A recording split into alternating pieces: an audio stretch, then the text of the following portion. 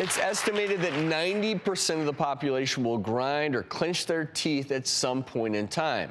But could those popular mouth guards used to stop grinding actually ruin your smile? People are cutting corners and buying cheap mouth guards online. We uncovered some disastrous results. Dr. Mark Brahenna joins us with more on this growing trend. And I want to talk about your thoughts of these, I'll call them over-the-counter mouth guards or teeth guards or clenching guards. Well, what are your thoughts in general on them?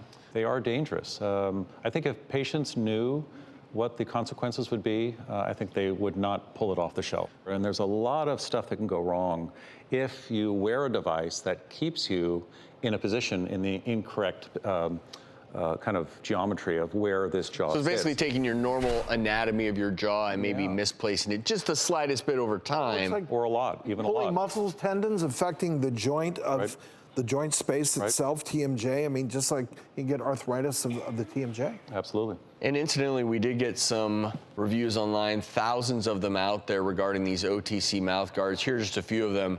After just 1 hour of having this mouth guard on, it rubbed and bloodied my lower gums so bad. Another review says, the guard doesn't stay in place and I had an issue with my jaw feeling misaligned.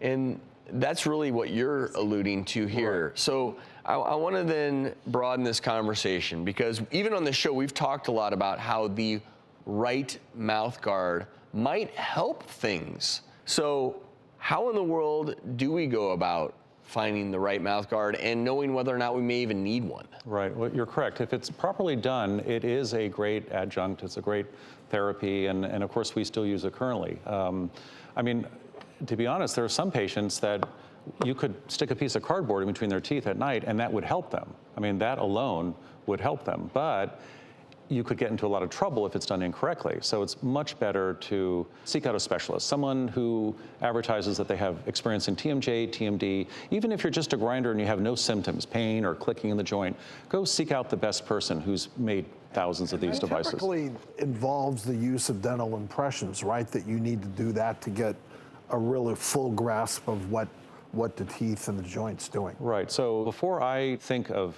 providing a night guard for the patient, I try and rule out sleep apnea. Because with grinding, you know, obviously the patient's grinding, but if you make a night guard and that person has sleep apnea, you could be interfering with that thrusting of the jaw, which is actually helping open up the airway.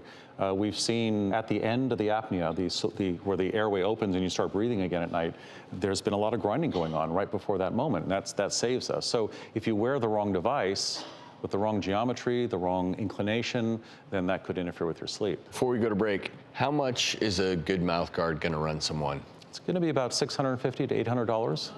Yeah. Is it covered by any form of dental insurance usually? You know, that's a very good question. It is not. If you have TMJ, dental insurance does not cover TMJ. So Mark, since insurance doesn't cover this, and maybe someone's out there with a big problem, they can't afford that right now, what is a cheaper alternative? I would ask your dentist for just a Bruxism Guard. It's just a simple piece of plastic. It's better than the Boil and Bites. It's more accurate. And all it does is keep your teeth from closing together at night, which activates the muscles and creates more pain. And it's not a TMJ splint. It's not designed to realign the jaw and fix that, but it will alleviate a lot of symptoms and it will help a lot. Good. And those cost $200, $250.